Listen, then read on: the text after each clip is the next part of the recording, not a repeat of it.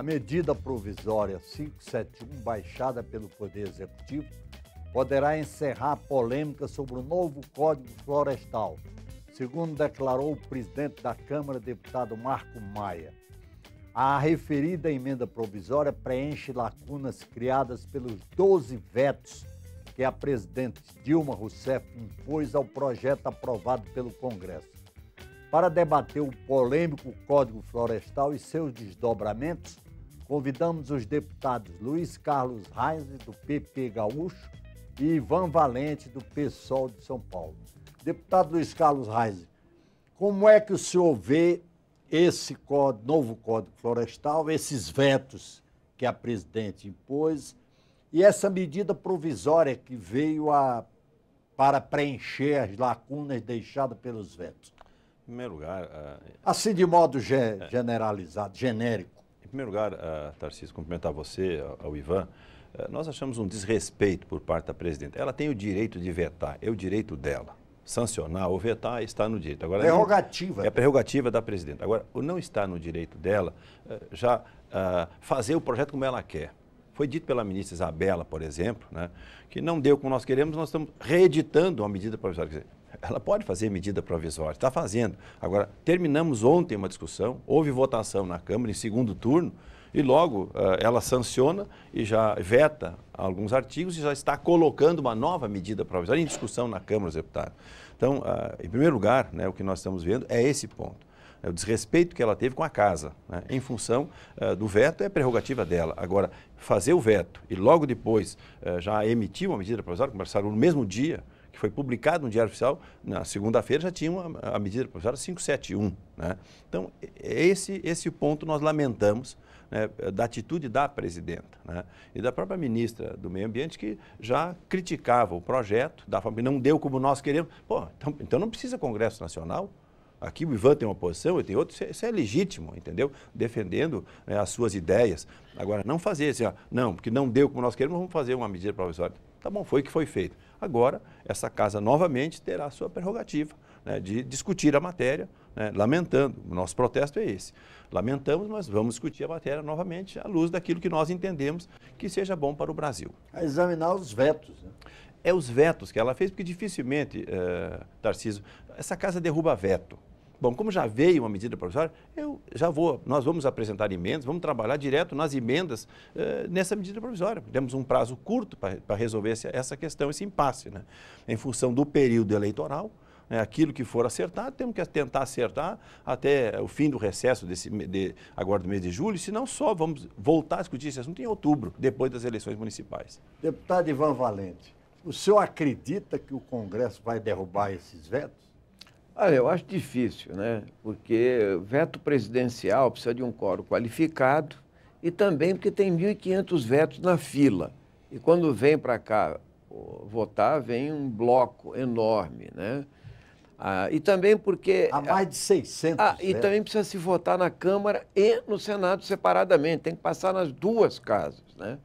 Mas eu entendo que o veto é uma prerrogativa presidencial, é um direito presidencial. O problema da medida provisória, Tarcísio, é que nós tivemos aí a seguinte situação. Tem uma Rio+20 a acontecer daqui 20 dias no Brasil. O Brasil é anfitrião da Rio+20, né? O Código Florestal aprovado na Câmara é, na nossa opinião, um grande retrocesso ambiental e a presidente Dilma usou certamente o seu governo de uma esperteza política. Ela editou uma medida provisória para passar, que demora 4 meses para tramitar aqui, no mínimo, né, para o Congresso continuar discutindo, mas enquanto isso fica valendo a medida provisória que está em vigor, né, que na verdade repõe a discussão do Senado, na prática, em várias questões, faz alguns vetos necessários, na nossa opinião, mas mantém no essencial a anistia ao desmatamento, entende? Mantém o conceito de áreas consolidadas, que permite, inclusive, então, que não se recupere áreas essenciais das reservas legais, das áreas de preservação permanente, e que, na verdade, sofre críticas internacionais e nacionais muito fortes, porque nós entendemos que é preciso conceituar as coisas. O povo brasileiro estava tomando pé agora da importância do caráter nacional do debate do Código Florestal. Não é um problema rural, ele é um problema nacional. É uma reserva estratégica do nosso país ter biodiversidade, ter 12% da água doce do planeta. Então, nós temos que discutir hoje de outra maneira. Na minha opinião, a presidente Dilma não enfrentou a bancada ruralista, entende? Ela não o fez desde o começo e, para manter a sua governabilidade, ela fez um monte de concessões. Quando chegou à beira da Rio+20, ela teve que apor alguns vetos, mas o projeto do Senado, que eles querem recuperar, a ministra do Meio Ambiente, continua sendo um grande retrocesso ambiental, na nossa opinião. Nós temos uma pergunta aqui. A solução não seria deixar os estados criarem suas próprias leis ambientais? Antônio Lima, São Paulo, deputado Luiz Carlos Reis. O que o senhor acha dessa pergunta do senhor Antônio Lima, de São Paulo? Nós já votamos num projeto de lei complementar 140, que já foi sancionado pela presidenta, onde se define as competências da União, dos estados e dos municípios. Em última análise, será no município que as coisas vão acontecer.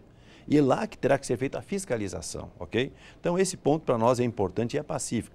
E nós, no nosso projeto, também, muitas questões deixávamos para os estados resolverem. A questão, por exemplo, das matas ciliares, de 15, 30 e 100... Matas ciliares. Que o Senado deliberou, o que nós deixamos? 15 metros... Ok, ficou deliberado aqui. Agora, de 30 a 100 metros, os estados, em cada estado, ele veria, aqui é 30 metros, aqui é 50 metros. Eles, ouvindo os órgãos de pesquisa, os ambientalistas e os produtores rurais, eles decidiriam. De acordo com as peculiaridades de cada região. Eu não posso criar uma lei em Brasília de 30 metros, 50 metros, para todo o Brasil. Tem situações no Amapá, em Roraima, em Rondônia, diferente de São Paulo, diferente do Rio Grande do Sul, por exemplo, de Santa Catarina. Cada estado tem a sua peculiaridade. Então, nós trabalhávamos nesta direção e não foi o que aconteceu. Agora fixou uma distância de 5 metros, 8 metros, 15 metros para o Brasil, né? Em cima dessas questões que nós queríamos que os estados definissem. Então, eu concordo com essa questão que nós precisaríamos deixar, né, esse processo para que os estados pudessem também participar e decidir. Deputado Ivan Valente, o senhor acha também que os estados devem criar sua própria legislação? Acho que não. Inclusive, tem um questionamento no próprio Supremo Tribunal Federal. O Estado de Santa Catarina criou um Código Florestal próprio lá, votado na Assembleia Legislativa. Está sendo questionado no Supremo Tribunal Federal. Porque isso é legislação federal. É uma legislação federal e eu vou dizer por quê. Que tem que ser federal, tem que ser nacional e tem que ter uma regra nacional. Então, veja, Holanda, nós temos um país com essa diversidade, é verdade, mas nós temos que entender o seguinte: por que eles querem levar para os estados e os municípios? Porque a capacidade de pressão do produtor rural sobre o município, sobre o estado, é muito maior sobre a União, certo?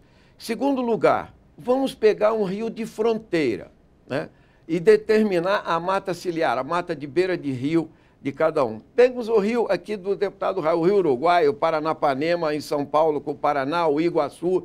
E vamos dizer o seguinte: o estado de Santa Catarina determina que, de acordo com a largura do rio, nós tenhamos 150 ou 200 metros. O estado que está do lado de cá fala assim: não, é só 50, é o mesmo bioma, o mesmo rio. Ou então um rio atravessa vários estados. E tem outras questões que são importantes, por exemplo. E há rios que atravessam até países. Países inteiros. Então, eu quero dizer, o que interessa é a do Rio Paraná. Preservação do bioma. E chega ao Paraguai. Aí é o conceito da importância da mata ciliar. Por isso, veja, aí é uma discussão científica que eu acho que uma grande parte do setor ruralista não quer fazer. A importância dessa mata para a própria produtividade agrícola. Entende? As áreas de reserva legal, de APP, as matas ciliares, sob a umidificação do terreno, da não chegada de agrotóxicos aos rios, o não assoreamento dos rios, a polinização das culturas, tudo isso é um grande avanço científico. Retirar a mata nativa, e a de beira de rio é mais sensível ainda, fluxo de flora e de fauna, tudo isso valoriza a própria propriedade e melhora a produção. Nós não temos que... Veja, hoje, dizer que um roçado de milho que vai até a beira do rio é melhor do que ter a mata nativa é um erro grave. Tem mais valor essa mata nativa para todos os efeitos do que um pequeno roçado de milho. Agora, é evidente que a forma como a presidente colocou agora no projeto final, de acordo com o tamanho de propriedade, também é complexo, precisa ser questionado. É por isso que o Código Florestal não pode ser votado a toque de caixa. Nós temos que trazer ciência para o nosso debate. E é isso que nós estamos propondo, trazer ciência. E nesse momento, por exemplo, dar aos estados essa autonomia, na minha opinião, é enfraquecer o Sistema Nacional de Meio Ambiente e uma lógica de preservação da diversidade. Deixa eu só responder um pouquinho. Não. Uma das questões, viu, Tarcísio, que eu era contra essa questão, porque o CONAMA hoje é um cartório. Agora, tu imagina, aqui em Brasília, a decisão, não é a questão da pressão. No meu estado, no estado de Minas Gerais, por exemplo, que eu conheço a situação, porque a gente já conversou com o pessoal de lá, no meu estado o pessoal seria mais restritivo do que a própria legislação atual, em função de quem comanda hoje os órgãos ambientais. Agora, o que nós não podemos aceitar também é um CONAMA pleno potenciário, porque o CONAMA aqui legislou nesses últimos anos mais do que o próprio Congresso Nacional. Então, essa também é uma das preocupações que nós temos com relação a órgãos nacionais. Quer dizer, tudo é decidido num CONAMA da vida aqui em Brasília. É um verdadeiro cartório. Essa é a nossa contrariedade com relação a essa questão nacional. Muitas coisas, claro, sério, as regras básicas saem de Brasília. Agora, as decisões têm que ser estaduais e também municipais. Nós temos aqui uma pergunta interessante, do Raul do Vale, diretor do Instituto Socioambiental. A presidente Dilma aprovou um texto que promove anistia ao desmatamento ilegal, diminui a proteção das áreas que ainda não foram desmatadas e o texto da medida provisória é absolutamente confuso e vai gerar muitas batalhas judiciais. Raul do Vale, diretor do Instituto Socioambiental. O senhor acredita que é assim? Deixa eu dizer, o relatório do deputado Aldo Rebelo, o relatório do senador Luiz Henrique, o relatório do senador Jorge Viana e o relatório do deputado Paulo Piau foi mantido até agora. O artigo 3º, parágrafo 3º, sabe de quem é que fez? O decreto 6514, Tarcísio. Presidente Lula, ministro Carlos Mink, ministro Reinaldo Stefanes, ministro Cássio, esses 3 ministros e o presidente assinaram o decreto. E é o que nós colocamos. Então não tem de anistia dos matadores.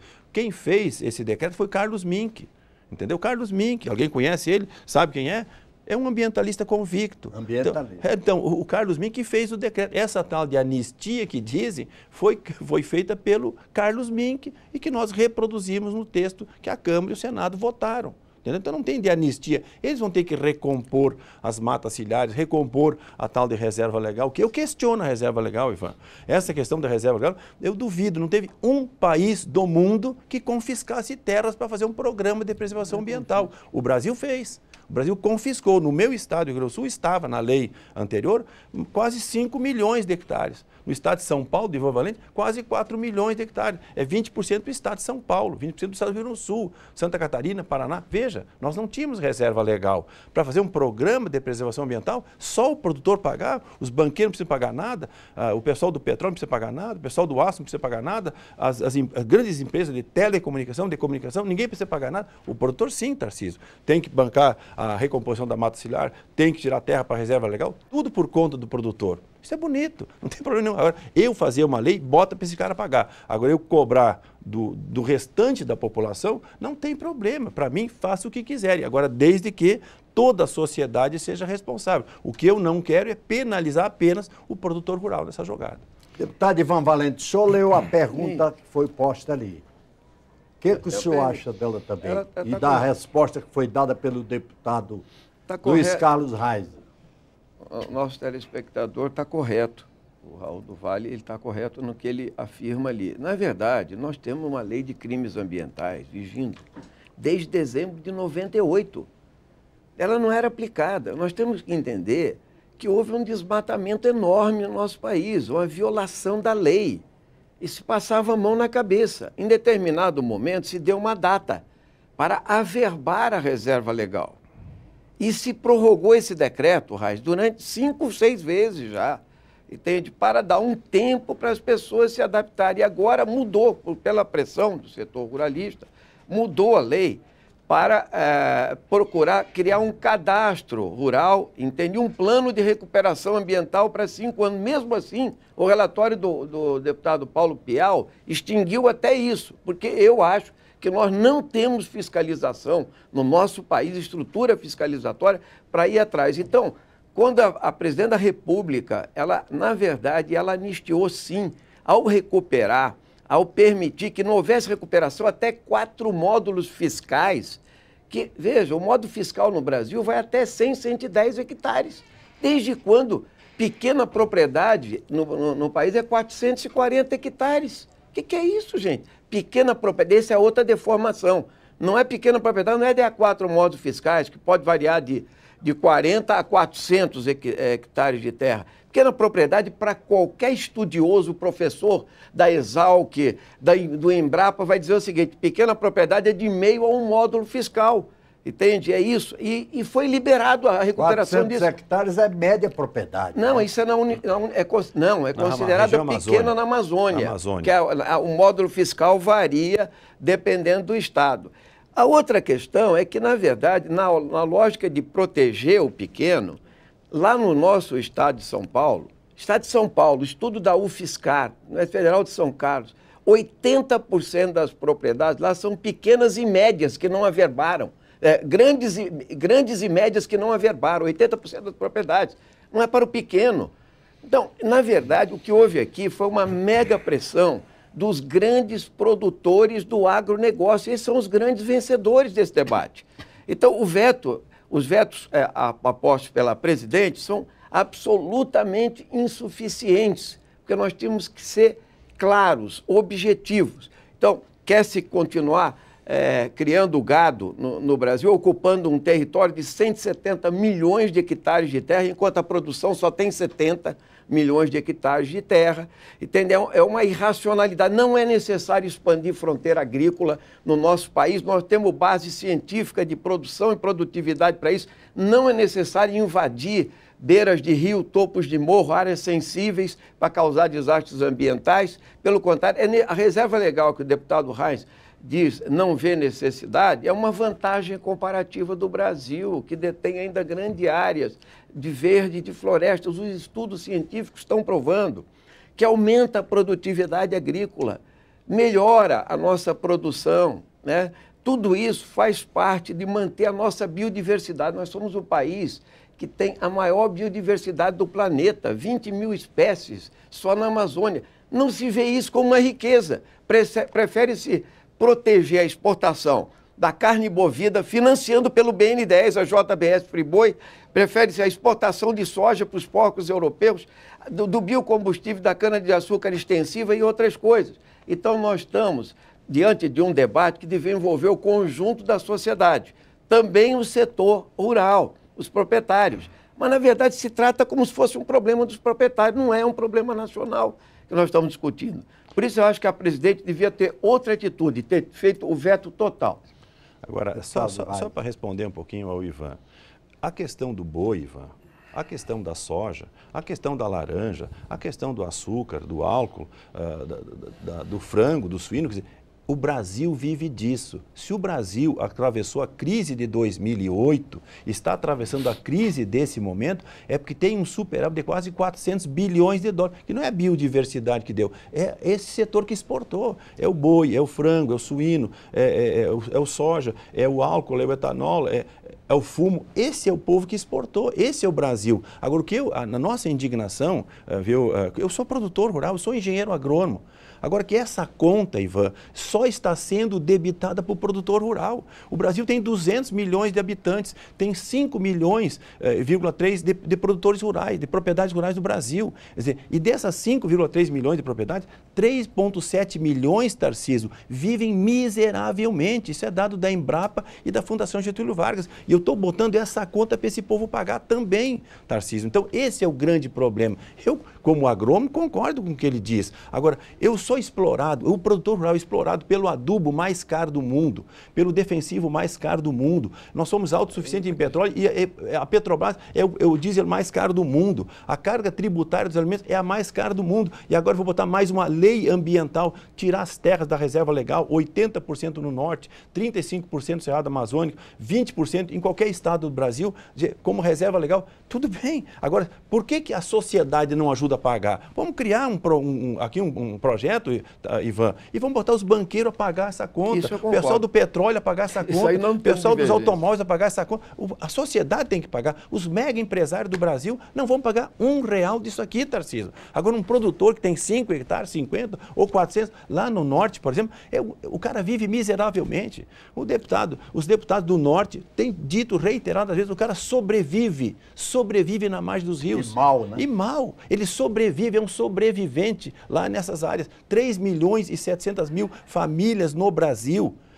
Inclusive, a presidenta Dilma deu 250 mil, deu bolsa, miséria, essa bolsa para esse povo. Vive miseravelmente. Esse é o grande problema. O deputado Reis, veja o seguinte, ele tem razão quando ele fala da hegemonia do capital financeiro, mas ele não pode nos acusar disso, porque eu sou o proponente da CPI da dívida. Vamos embora. Né? Eu vou o primeiro a querer pegar os banqueiros, mas o problema não está aí. É que a exportação brasileira, ela é uma reprimarização do país. Ela só traz divisas para pagar juros da dívida. O que eu quero dizer assim, quem põe comida na mesa do trabalhador, quem põe a comida na mesa do trabalhador, comida na gôndola do supermercado, 70% é a pequena propriedade de agricultura familiar. Os grandes exportadores são grandes lucradores, são ricos. Vamos falar isso, Raíssa. Assim, então, o pequeno proprietário, não adianta ele desmatar a propriedade dele, ele entupir a nascente dele, ele assorear o riozinho que passa na propriedade dele, não adianta nada. O que eu acho só assim, o Estado tinha que suprir, sim, algumas coisas, mas não são coitadinhos os que estão defendendo esse código aqui, que são os grandes proprietários e exportadores, para fazer divisas para o Brasil, mas eles são os grandes lucradores, são poucos. Agora, o país precisa de divisa. Claro, precisa de divisa, mas não para pagar juros.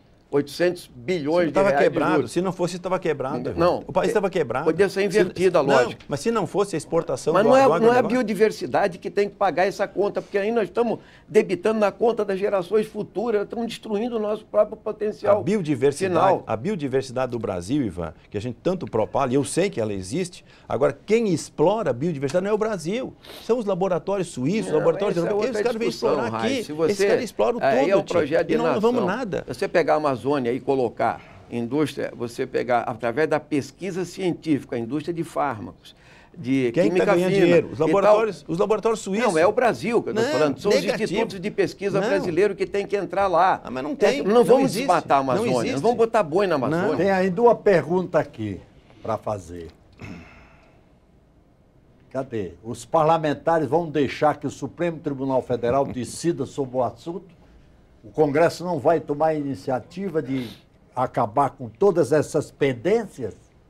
Nós agora... Elias Teodoro, Brasília, Distrito Federal. Beleza, nós já trabalhamos, eu já estou há 4 anos nessa matéria e vou ficar mais alguns meses. Vamos fazer de tudo agora para que nós possamos ter uma lei mais clara aqui no Brasil e uma lei que todo mundo pague essa conta, não apenas o produtor rural. Para mim não tem problema, vou fazer isso aqui agora, vou me dedicar de novo, como já me dedico há 4 anos a esse assunto, vou ficar mais alguns meses a questão, para não deixar o Supremo decidir por nós.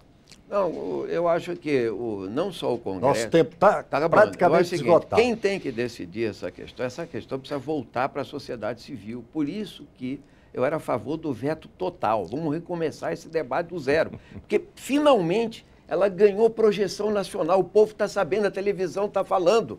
Não é um problema do canal do Boi, mas é a discussão geral. Então, veja o seguinte, nós devíamos começar do zero, só que nós não começamos do zero. Veio uma medida provisória de volta, tem os vetos para discutir, o Congresso deve discutir. O problema é fazer uma análise rigorosa, não é se o Supremo intervém ou não intervém, como o nosso ouvinte estava falando, mas o problema seguinte, se fere a Constituição brasileira, o artigo 225, um direito inalienável de um desenvolvimento sustentável. Se for preciso, é necessário recorrer ao Supremo, não para ele intervir aqui, mas para garantir direitos que estão cravados na Constituição brasileira. Nosso tempo, infelizmente, está esgotado. Queria aqui agradecer a presença dos deputados Luiz Carlos Reis, do PP do Rio Grande do Sul, e Ivan Valente, do PSOL de São Paulo. Muito obrigado pela audiência e até o próximo Brasil em Debate.